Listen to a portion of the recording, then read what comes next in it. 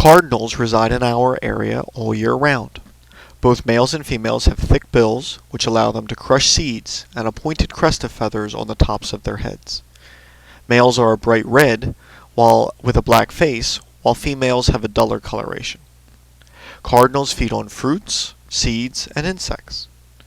Males and females mate for life and remain together all year long. They can have up to 4 broods in a year.